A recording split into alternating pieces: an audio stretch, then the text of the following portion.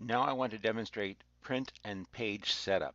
So if we go to the action toolbar and find File, click on that, we get a drop-down menu. At the bottom it says Print.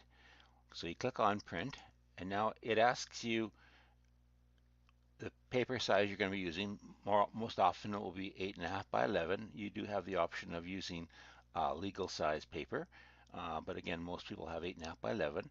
And then you can have it portrait or landscape. Portrait is narrow and tall, where landscape is not too high and wide. Usually spreadsheets are best printed in landscape because they spread across the page and not so much down. Then you have an option of scale.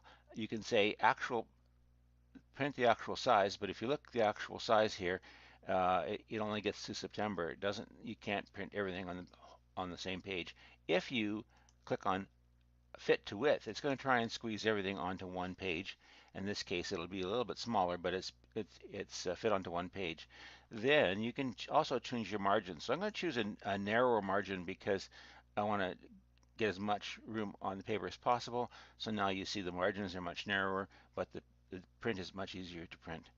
At that point, we're going to click on Next, and Next actually shows us what your document will look like before you print it. So here's what it's going to look like when it's on paper, and you can then click on Print to actually print it if you want to do that.